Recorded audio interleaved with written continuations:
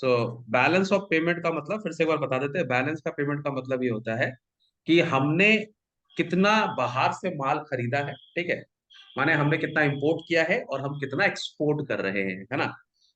जैसे कि normal businessman भी देखता है कि अगर आप ज्यादा परचेज करोगे, कम सेल करोगे, तो आपकी पोजीशन खराब हो सकती है, ठीक है। और अगर आप ज्यादा ही सेल करोगे, परचेज ही नहीं कर रहे, तो एक टाइम ऐसा आएगा कि आपके पास कुछ बचेगा ही नहीं, है ना। तो वो भी आपकी पोजीशन खराब हो जाती है। लेकिन हम लोग जो भी परचेज और सेल करते हैं वो in terms of foreign exchange करते हैं। तो हर कंट्री को ये जानना बहुत जरूरी है कि उसके रिजर्व में कितना पैसा है ना। मैंने हद से ज्यादा परचेज करना हम लोग के लिए गलत हो सकता है। तो हर कंट्री ये जानना चाहता है कि हमारा बैलेंस ऑफ पेमेंट क्या है, ठीक है। तो चलो इस पैराग्राफ को रीड करेंगे फिर से। Okay. Every government keeps a record of the transactions that take place between the country and the rest of the world during a given period of time. This record is termed as the country's balance of payments, BOP. Balance of payment is an accounting statement that provides a systematic record of all the economic transactions between residents of a country and the rest of the world in a given period of time. तो shortcut में बता दिया कि हमारे resident of country और resident of outside country बोल सकते हैं, ठीक है, उनके बीच में क्या ट्रांजैक्शन हो रहा है उसके रिकॉर्ड को रखना ही हम बैलेंस ऑफ पेमेंट बोलते हैं, ठीक है। चलो आगे।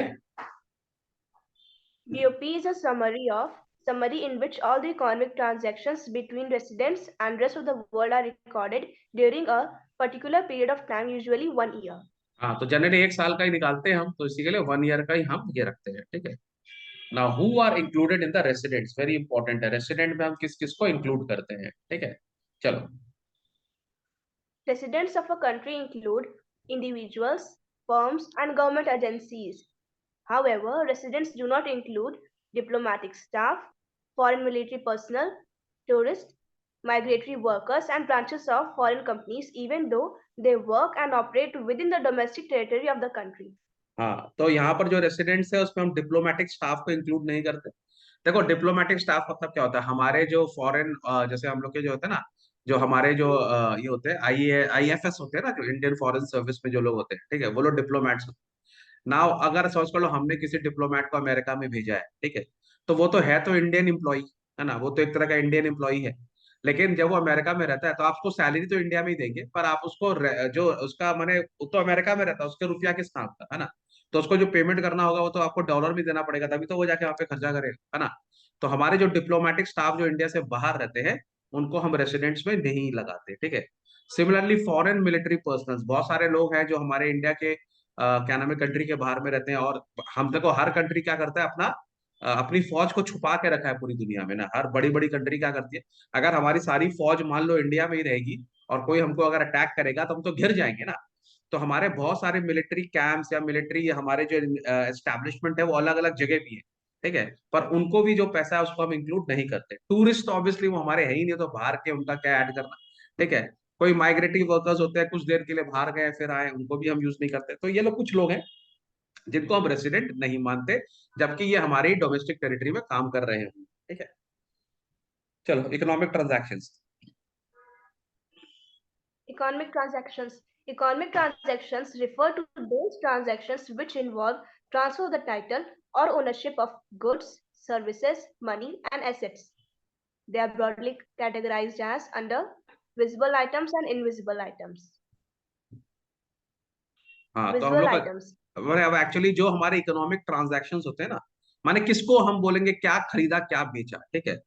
तो हमारे जो इकोनॉमिक ट्रांजैक्शन है उसको हम माने जिससे मेरा पैसा आता है या मेरा जाता है, ठीक है। सबसे पहले तो हम उसको दो उसमें डिवाइड कर दिए, विजिबल एंड इनविजिबल। तो जनरली इनविजिबल का मतलब होगा सर्विसेज ना, जो सर्विस हमको माने, देखो विजिबल का मतलब होता है फिजिकल गुड्स जो हम लाते हैं ले जाते हैं, जो हमको दिख रहा है, ठीक है। लेकिन अगर हम कोई सर्विस दे रहे हैं तो किसी को थोड़ी ना दिख रहा है हमने क्या सर्विस दिया।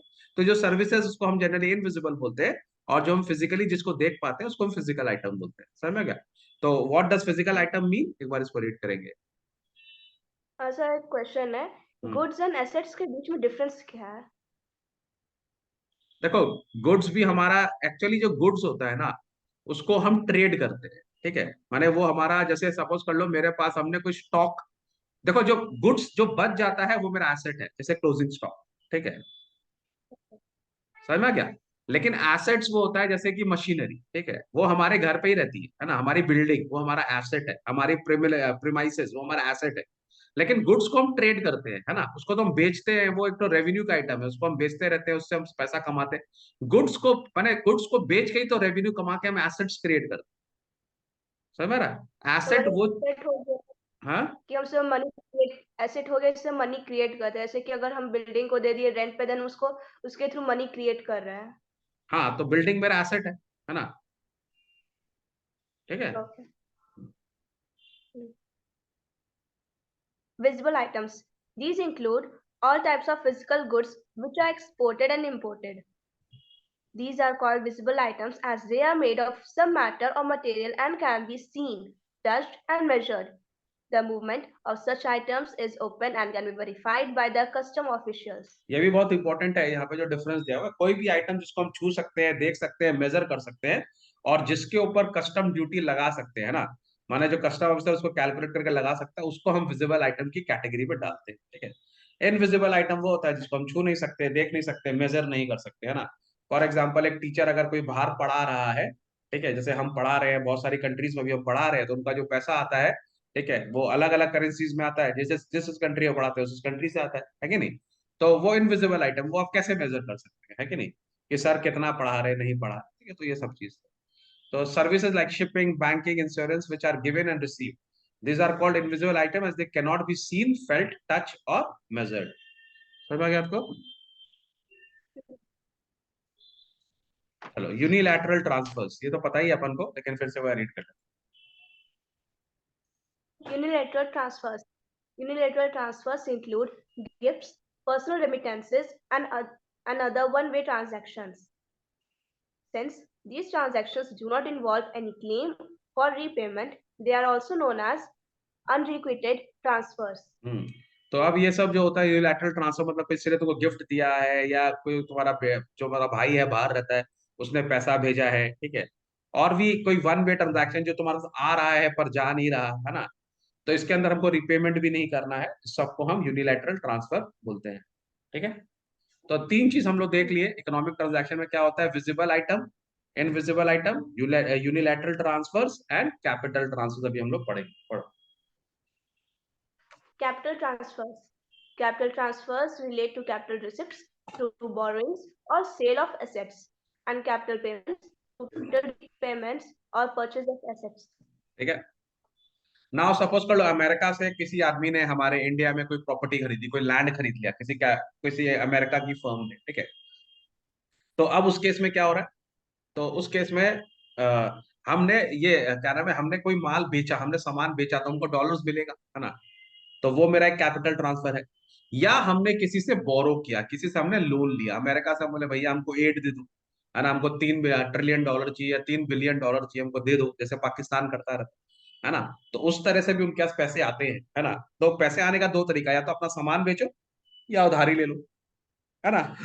सिमिलरली पेमेंट का भी दो तरीका है, या तो किसी को उधारी दे दो या किसी का माल परचेस कर लो, है ना, यही दो तरीका से पैसा जाएगा भी। समझ आ गया? तो इसको हम कैपिटल ट्रांसफर बोलते हैं, जहां पर या तो हम कोई एसेट खरीदते हैं या बेचते हैं, या हम लोन लेते हैं या लोन देते हैं, ठीक है। अच्छा, कभी कभी हम लोन चुकाते भी हैं, है ना। आपने किसी से लोन लिया तो लोन आपको चुकाना भी पड़ेगा, वो भी मेरा कैपिटल रीपेमेंट्स में आता है, ठीक है। तो अब ये आप देख लो कि आपको बाजार दुनिया से लेना कितना है और दुनिया को देना कितना है, ठीक है। यही आपका बैलेंस ऑफ पेमेंट है, ओके। चलो, यहां से रीड करेंगे, structure and balance of payment. Structure of balance of payments. Balance of payments accounting uses the double entry system for recording the transactions with the rest of the world. Like a typical business account, BOP account also has two sides, credit side and debit side. Credit side, all inflows or sources of foreign exchanges are recorded on the credit side. Debit side, all outflows or uses of foreign exchange are recorded on debit side. Anushka, तुम्हारे accounts नहीं है ना, कि accounts है तुम्हारे? नहीं है। Okay. तो जो अकाउंट्स के स्टूडेंट नहीं है, उनके लिए, जो अकाउंट्स के स्टूडेंट है, this is just like income and expenditure, ठीक है। माने यहाँ पर हम सब अपना इनकम लिखते हैं क्रेडिट साइड में, इसको हम क्रेडिट साइड बोलते हैं, ठीक है। तो यहाँ पर हम सब इनकम लिखते हैं और इसको हम डेबिट साइड बोलते हैं, इसको हम यहाँ पर सब एक्सपेंडिचर लिखते हैं, ठीक है। तो जहां जहां से मेरे पास फॉरेन एक्सचेंज आ रहा है उसको हम इस साइड लिखेंगे, this is the credit side, basically this is the credit side and this is the debit side, understood. जो अकाउंट्स के बच्चे हैं उनके लिए रिलेटिवली इजी है इसको समझना, ठीक है। पर तुम ऐसा समझ लो, इनकम इस तरफ, एक्सपेंडिचर इस तरफ, ठीक है। इसको क्रेडिट साइड बोलते हैं, इसको डेबिट साइड, समझ में क्या। तो जितना भी इनफ्लो हो रहा है, ऑल इनफ्लो और sources of foreign exchange are recorded on the credit side, मतलब जितना हमारे पास पैसा आ रहा है उसको हम क्रेडिट साइड में लिखते हैं, और जितना जा रहा है उसको हम डेबिट साइड में लिखते हैं, समझ में आ गया। Yes sir. चलो पढ़ो। तो इसी को डबल एंट्री सिस्टम कहते हैं। डबल एंट्री सिस्टम इसके लिए मतलब होता है, वैसे तो डबल एंट्री का मतलब होता है every debit has a credit, ठीक है, तो इसमें भी होता ही है।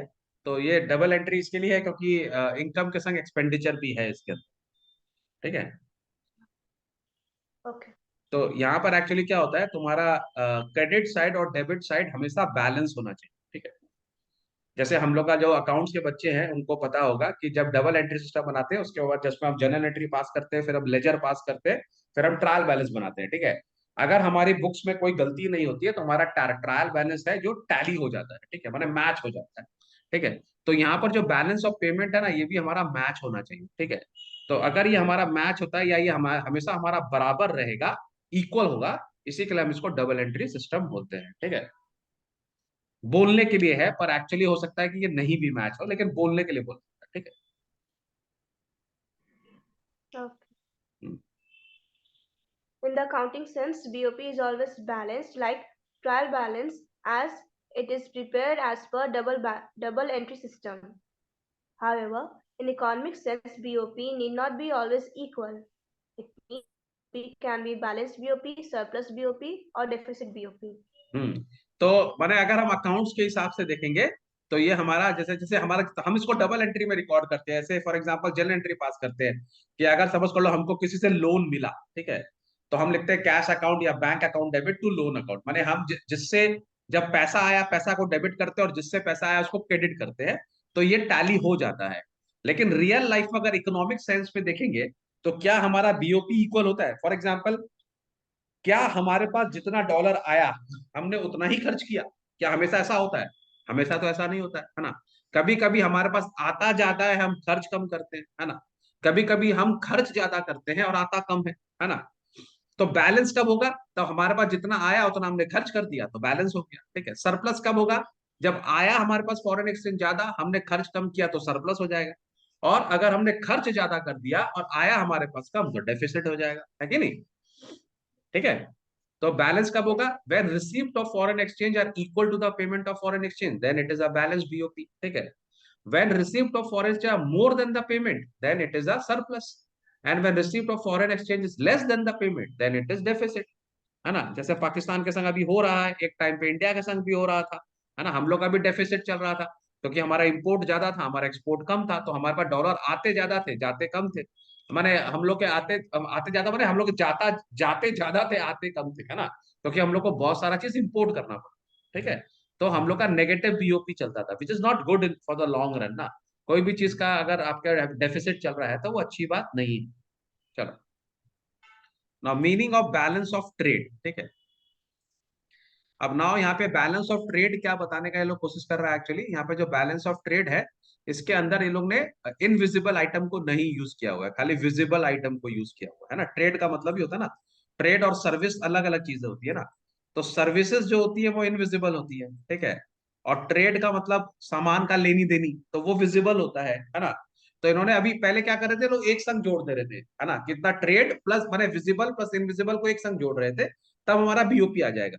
लेकिन हम इसको सेग्रीगेट भी कर सकते हैं अगर हमको ये पता लगाना है कि हम ट्रेड ज्यादा कर रहे हैं कि सर्विसेज ज्यादा दे रहे हैं। अगर देखा जाएगा इंडिया को पैसा बहुत ज्यादा इसके लिए मिल रहा है क्योंकि इंडिया का सर्विसेज बहुत ज्यादा है ना। हम लोग का जैसे आईटी सेक्टर क्या कर रहा है, हमारा आईटी सेक्टर जनरली सर्विसेज दे रहा है ना। तो हमको सर्विस से बहुत फायदा हो रहा है, उससे हमारा बहुत डॉलर का कमाई होता है। तो हर कंट्री ये जानना चाहता है कि भैया हमारा माल ज्यादा बिक रहा है कि हमारी सर्विसेज ज्यादा बिक रही है ना, बहुत इंपॉर्टेंट है। फॉर एग्जाम्पल, अगर पाकिस्तान का एग्जाम्पल ले ले तो वो लोग क्या तो ट्रेड कर रहे होंगे, एक्सपोर्ट करने के लिए कुछ उनके पास है ही नहीं, है ना। क्या एक्सपोर्ट करेंगे वो लोग? कुछ है ही नहीं उनका एक्सपोर्ट करने के लिए, तो उनका उनके पास कहाँ से पैसा आ रहा होगा? वो लोग सर्विसेज दे रहे होंगे ना, उनके लोग हैं जो काम कर रहे होंगे दूसरे दूसरे देशों में जाके। तो उनको जो पैसा मिल रहा होगा वो सर्विसेज का मिल रहा होगा। अब अमेरिकन हैं, है ना, अमेरिका का लोग कहाँ काम करता है, अपने ही देश में काम नहीं करता, दूसरे के देश में क्या काम करेगा, है कि नहीं। तो उनका ट्रेड ज्यादा है, वो लोग सामान ज्यादा बेचते हैं, है ना। चाइना दोनों ही करता है, चाइना सर्विसेज भी दे रहा है, ट्रेड भी दे रहा है, दोनों ही चीज दे रहा है, इसी के लिए वो इतना ग्रो कर रहे हैं, है कि नहीं। चलो, तो इसको जब हम सेग्रीगेट कर देंगे और जब हम ट्रेड की बात करेंगे तो ये बैलेंस ऑफ ट्रेड हो जाएगा। चलो पढ़ो। Balance of trade BOT refers to difference between the amounts of exports and imports of visible items, goods. Balance of trade equals exports of goods minus imports of goods. Exports are entered on as credit positive items in the BOP account, while imports are entered as debit negative items. BOT is just a part of BOP account and plays a crucial role in deciding the overall situation of BOP of a country. Balance of trade is also known as balance of visible trade or trade balance. समझ में आ गया। Trade का मतलब ही समझ में आ रहा है कि हम लोग गुड्स की बात कर रहे हैं, तो गुड्स को इन्होंने विजिबल पे कैटेगरी में डाला हुआ था, तो बैलेंस ऑफ विजिबल ट्रेड, ठीक है। एक टाइम पे था लोगों को लगता था सामान बेचने से ही पैसा आता है ना, किसी को ये आइडिया नहीं था कि सर्विस भी हमको पैसा दे सकता है ना। तो अगर अगर सपोज कर लो हम लोग का स्टार्टिंग अच्छा है, माने बैलेंस ऑफ ट्रेड अगर हमारा पॉजिटिव है, तो चांसेस है कि हमारा बैलेंस ऑफ पेमेंट भी अच्छा ही होगा, है ना। क्योंकि अगर बैलेंस ऑफ ट्रेड नेगेटिव चल रहा है तो फिर हमको कंपनसेट करना पड़ेगा सर्विसेज से, है ना। सो कंपनसेट हो गया तो ठीक है, नहीं कंपनसेट होगा तो हम डेफिसिट में चले जाएंगे, ठीक है। तो हर कंट्री का बैलेंस ऑफ ट्रेड अगर पॉजिटिव है तो मैंने अच्छा साइन है कि नहीं। फॉर एग्जाम्पल अगर इंडिया ज्यादा एक्सपोर्ट करेगा तो अच्छी बात है ना। चलो। Balance on balance of trade. The balance of trade need not balance itself. That is, it is not necessary that export of goods is always equal to imports of goods. Balance on BOT can also be surplus, positive or deficit negative. Obviously ना, जब surplus कब होगा, जब हम खूब, जैसे China का surplus ही चल रहा होगा ना, क्योंकि चाइना पूरी दुनिया में एक्सपोर्ट कर रहा है, दुनिया से इंपोर्ट कम कर रहा है ना। तो उनके पास सरप्लस बीओटी होगा। लेकिन इंडिया का मेरे ख्याल से अभी इक्वली चल रहा होगा, क्योंकि हम अगर हम एक्सपोर्ट कर रहे हैं तो हम इंपोर्ट भी बहुत कर रहे हैं, है ना। अगर आज हम आत्मनिर्भर भारत हैं तब भी, जैसे फॉर एग्जाम्पल मैं तुमको छोटा सा एग्जाम्पल दूंगा कि इंडिया वर्ल्ड में सबसे ज्यादा पैरासीटामोल बनाता है ना। क्योंकि हमारे यहाँ बुखार होना नॉर्मल बात है, पूरे इंडिया में हर आदमी कोई ना कोई बुखार ही रहता है, तो पैरासीटामोल हमारे यहाँ घास फूस की तरह बिकता है, 1 रुपए मैंने 5 रुपए का 3 पैरासीटामोल का गोली मिल जाएगा तुमको, ठीक है। तो हम लोग पैरासीटामोल बनाते बहुत ज्यादा है, पर उसका रॉ मटेरियल सब चाइना से आता है। क्या समझे आपको, जो केमिकल्स है वो ज्यादा करके चाइना से आता है, ठीक है। तो हम बिना चाइना के बना ही नहीं सकेंगे। हमारा जो यूरिया है, जो फर्टिलाइजर है, उसका भी जो रॉ मटेरियल है सब चाइना से आता है। समझ में आ रहा बात को। तो अगर हम कुछ बना भी रहे हैं ना, तो हम इंपोर्ट, उसके अंदर बहुत सारे इंग्रेडिएंट्स है जो बाहर से इंपोर्ट कर रहे हैं, है ना। तो ऑब्वियसली हम लोग का जो बीओटी है वो या तो हम लोग का बहुत ज्यादा होगा तो इक्वल हो जाएगा, या डेफिसिट ही रहेगा। पर चाइना क्योंकि सबको एक्सपोर्ट ही कर रहा हो, तो सब खुद ही बना रहा है अपने देश में, तो उसका सरप्लस बीओटी होगा, क्योंकि उसका एक्सपोर्ट बहुत ज्यादा है कि नहीं। चलो, surplus BOT. If a country exports more goods than what it imports, then the balance of trade is said to be in surplus. That is, balance of trade is favorable for the country. Deficit BOT. If imports of goods exceeds the export of goods, then the country is said to have a deficit BOT. That is, balance of trade is unfavorable for the country. सही बात है, ठीक है। चलो। Difference between balance of trade and balance of payments. Balance of trade and balance of payments are two related terms which are often used in the international economic scenario. However, they should be carefully distinguished from each other as they do not have the same meaning. अब Difference. Obviously Meaning, balance of payment जो है वो एक बड़ा term है, एक comprehensive term है, एक ब्रॉड टर्म है ना। तो बैलेंस ऑफ पेमेंट में क्या हमारा बैलेंस ऑफ इनविजिबल, माने इनविजिबल जो है वो भी आइटम्स भी इंक्लूडेड होता है। बैलेंस ऑफ ट्रेड में खाली विजिबल आइटम्स होता है, तो balance of trade is a part of balance of payment, है ना। बैलेंस ऑफ पेमेंट में बैलेंस ऑफ ट्रेड के अलावा भी चीजें हैं, लेकिन balance of trade is a balance of trade, understood. तो ये दोनों तो सिमिलर होगा ही नहीं, लेकिन क्योंकि बहुत सारी कंट्री जहां पर सर्विसेज इतना नहीं है, वो लोग एक्सपोर्ट ही ज्यादा करते हैं, तो उनके लिए balance of trade balance of payment same हो जाता है। पर जो कंट्री दोनों ही काम कर रहे हैं, एक्सपोर्ट भी कर रहे हैं सर्विसेज भी कर रहे हैं, तो उनके लिए तो दो अलग टर्म हो गई हो, है ना। चलो फर्स्ट मीनिंग का बात कर ले। meaning Balance of trade refers to difference between amounts of exports and imports of visible items, whereas balance of payments is an accounting statement that provides a systematic record of all economic transactions between residents of a country and rest of the world in a given period of time. Hmm, Components: BOT includes only visible items, whereas BOP includes visible items, invisible items, unilateral transfers and capital transfers. तो ये बहुत ही comprehensive term है। BOP में सब कुछ होता है, चारों ही आइटम है उसके अंदर, और बैलेंस ऑफ ट्रेड में खाली विजिबल आइटम्स है। तो ये तो कोई कंपैरिजन ही नहीं है, तो ये तो it's a part of balance of trade. ठीक है, चलो। Capital transactions. BOT does not record any transaction of capital nature, whereas BOP records all transactions of capital nature. Scope. BOT is a narrower concept as it is only a part of BOP account, whereas BOP is a wider concept and it includes BOT. Settlement. Unfavorable BOT can be met out of favorable BOP, whereas unfavorable BOP cannot be met out of favorable BOT. हाँ, तो माने अगर suppose कर लो हम लोग का balance of trade negative चल रहा है, लेकिन अगर हम लोग का इनविजिबल आइटम यानी कि सर्विसेज बहुत ज्यादा है, तो हम अनफेवरेबल को भी फेवरेबल, माना एंड रिजल्ट हम फेवरेबल में ला सकते हैं, क्योंकि अभी और भी आइटम्स बाकी हैं। ठीक है, समझ आ गया आपको? लेकिन अगर हमारा balance of payment he negative चल रहा है, तो फिर बैलेंस ऑफ ट्रेड को फेवरेबल करके भी क्या होगा? हो सकता है हमारा बीओटी फेवरेबल चल रहा है, पर लास्ट में क्या होगा, हम नेगेटिव में ही आ जाएंगे। है कि नहीं? चलो, अब हम लोग बात करेंगे components of balance of payment. ठीक है, चलो। Components of balance of payments. All transactions in balance of payments can be grouped under two broad categories: current account and capital account. Let us discuss each of these accounts in detail. Current account. Current account refers to an account which records all the transactions relating to export and import of goods and services and unilateral transfers during a given period of time. Current account contains the receipts and payments relating to all transactions of visible items, invisible items, and unilateral transfers. Basically अगर इसको समझना है, तो यहाँ पे जब balance of payment होता है, इसको ये लोग दो हाफ में बांट दिया है। ठीक है, एक करंट अकाउंट बता रहा है, एक कैपिटल अकाउंट बना है। ठीक है, तो करंट अकाउंट में ये लोग क्या करता है, सब कुछ ले लेता है। ठीक है, एक्सपोर्ट इंपोर्ट है ना, एक्सपोर्ट हमारे जैसे हमारा बीओटी भी ले लेता है, सर्विसेज भी ले लेता है। ठीक है, और यूनिलैटरल ट्रांसफर्स भी ले लेता है। खाली कैपिटल अकाउंट को हम अलग कर देते हैं। ठीक है, तो करंट अकाउंट में कैपिटल अकाउंट छोड़ के सारा कुछ है। ठीक है सर, ये इसको दो पार्ट में बांट दिया, 3:1 में बांट दिया। एक में ले लिया इन लोगों ने import of goods and services, unilateral transfer, export and import, और एक में इन्होंने ले लिया है सिर्फ, क्या नाम है तुम्हारा, करंट अकाउंट जो होता है। ठीक है, चलो। Component of current account read करो। Components of current account. The main components of current account are: first, export and import of goods or merchandise transactions or visible trade.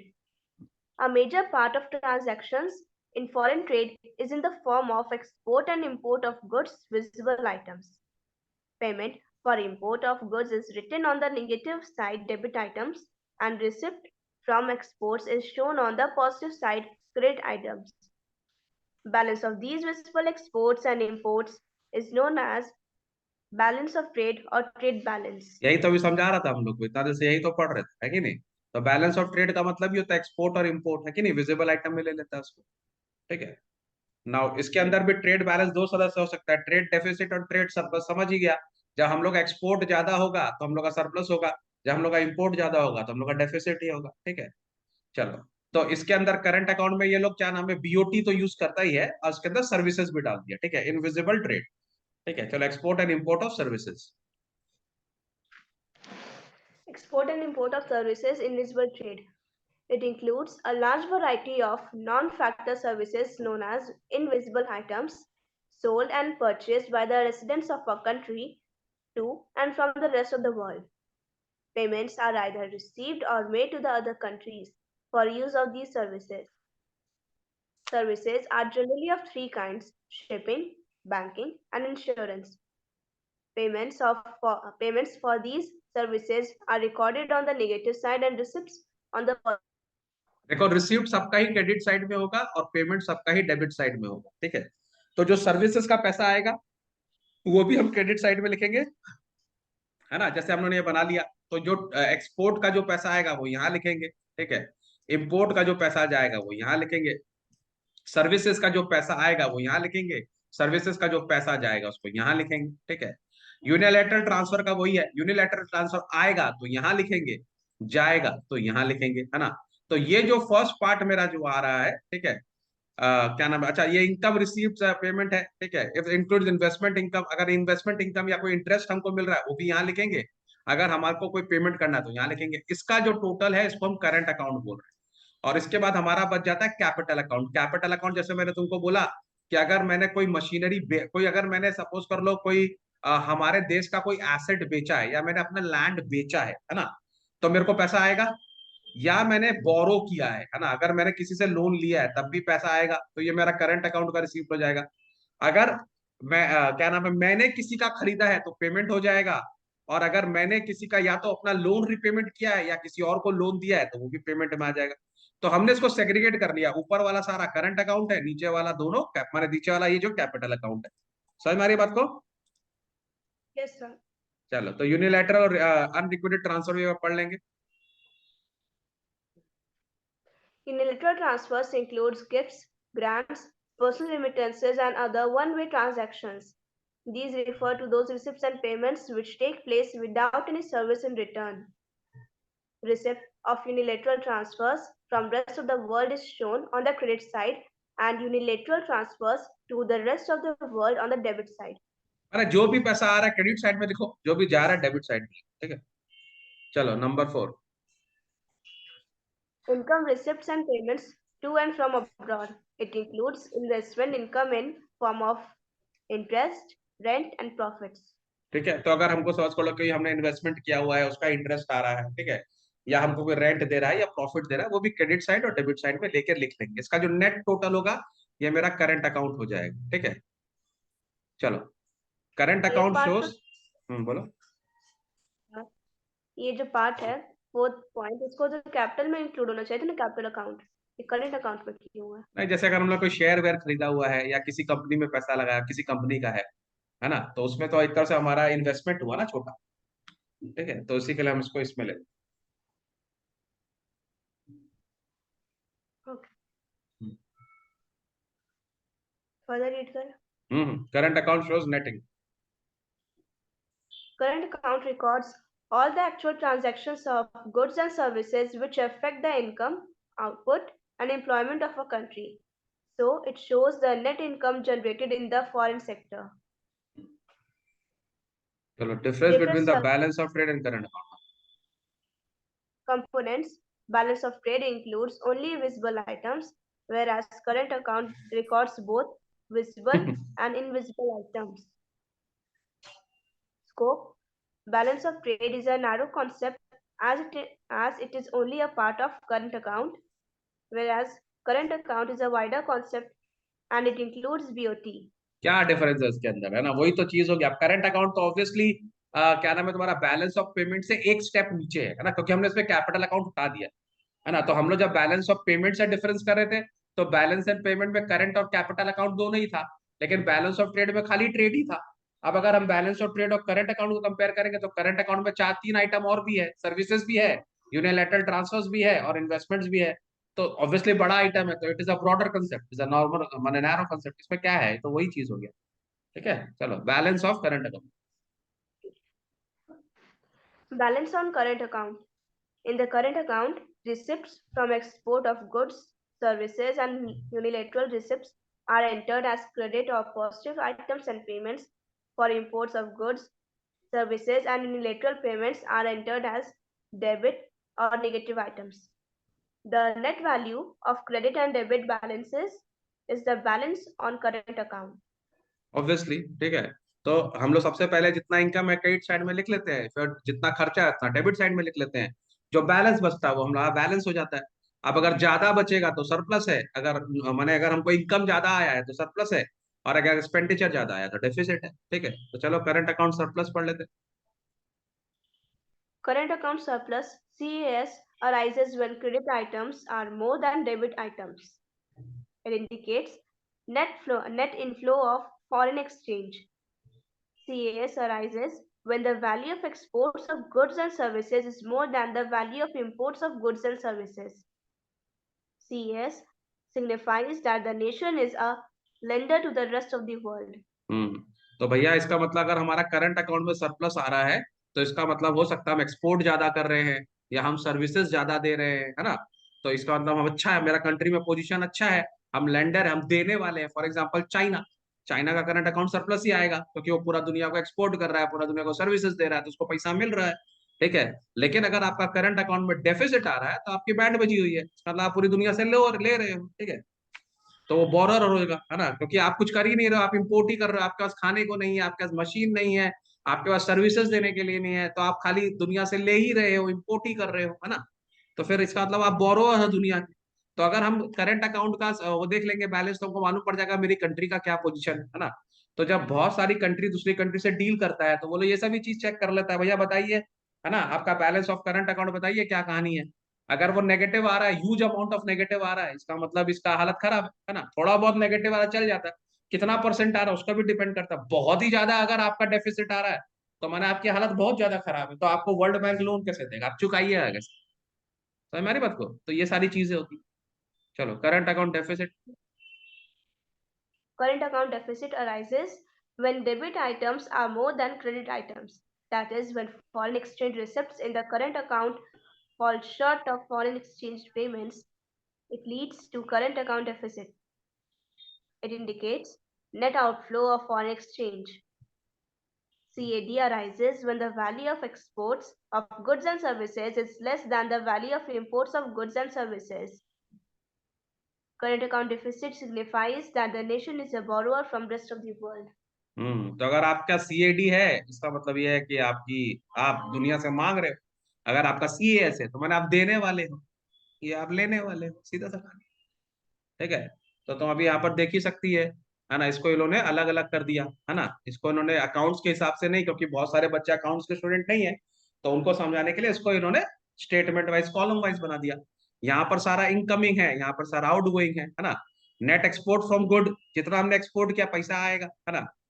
Net export of services पैसा आएगा, net transfer receive पैसा आया, net income receive पैसा आया। यहाँ पर payment है, import करिएगा पैसा दीजिएगा, सर्विस इंपोर्ट करिएगा पैसा दीजिएगा।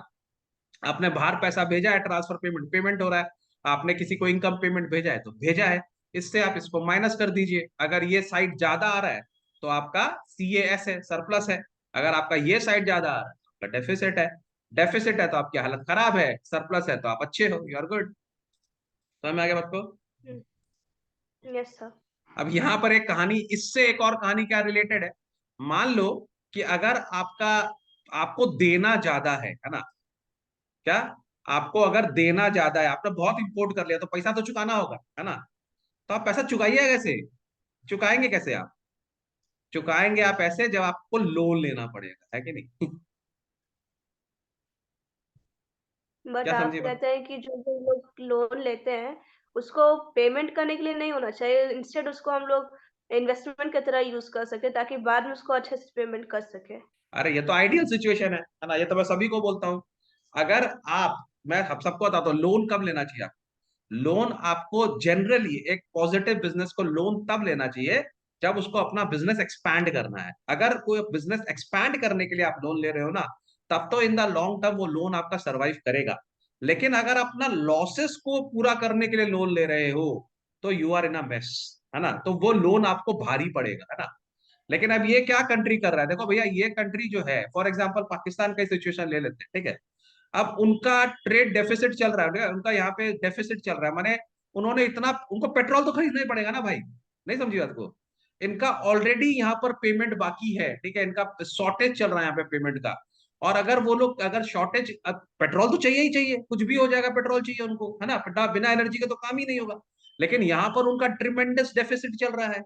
तो अब किसी भी कंट्री से अगर आपको कुछ चाहिए तो आपको पैसा लेना होगा, माने बिना पैसा कंट्री आपको देगा नहीं। तो आपको क्या करना पड़ेगा, आपको वर्ल्ड बैंक से भीख मांगना पड़ेगा। ये लोग वर्ल्ड बैंक से भीख क्यों मांगते हैं, ये लोग मॉनेटरी हेल्प क्यों मांगते हैं कि हमको पैसा दीजिए, तो हम अपना पुराना पेमेंट करें, तो हम जब पुराना पेमेंट करेंगे तभी तो हमको नया माल मिलेगा। But in the long run ये क्या हो रहा है, ये आपको आप और कर्जा ले रहे हो, आपको और इंटरेस्ट देना पड़ेगा, तो आपका डेफिसिट और बढ़ेगा, है कि नहीं? लेकिन अभी क्या कर, मरता क्या ना करता, अभी ये लोग सोच रहा बस साइकिल घुमाओ, चक्का घुमाओ, चक्का कब तक चक्का घुमाएगा? एक ना एक टाइम तो आएगा जब पूरा ही चक्का घूम जाएगा, तो कहानी डिफॉल्ट हो जाएगा। जब डिफॉल्ट हो जाएगा तो कहानी खत्म हो गया, देश खत्म, है ना?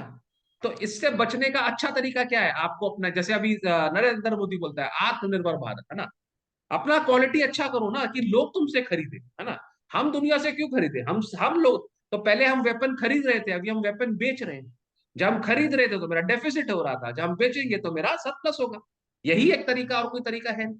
कभी कभी पहले हम लोग वर्ल्ड बैंक से लोन लेते थे अपना रिसोर्स को डेवलप करने के लिए, है ना, इंफ्रास्ट्रक्चर को डेवलप करने के लिए, कि अगर हम रिसोर्स को डेवलप करेंगे, इंफ्रास्ट्रक्चर को डेवलप करेंगे, तो उससे जो पैसा आएगा उससे हम चुका देंगे, है ना? मतलब हम लोग समझ लो कि वर्ल्ड बैंक से लोन लिया कि हम मेट्रो रेलवे बनाएंगे, मेट्रो से क्या होगा, हमारा इकोनॉमिक प्रोग्रेस होगा, उससे जो पैसा बचेगा वो आपको भी चुका देंगे, हमारा भी फायदा होगा। लेकिन अगर हम लोन इसके लिए लेंगे कि हमको पुराना इंटरेस्ट पेमेंट करना है, तब तो हमारा बंटाधारी है, फिर हम बचेंगे थोड़ी। ठीक है, नेक्स्ट क्लास में जो पार्ट 2 है उसमें हम लोग कैपिटल अकाउंट के बारे में डिटेल बात करेंगे,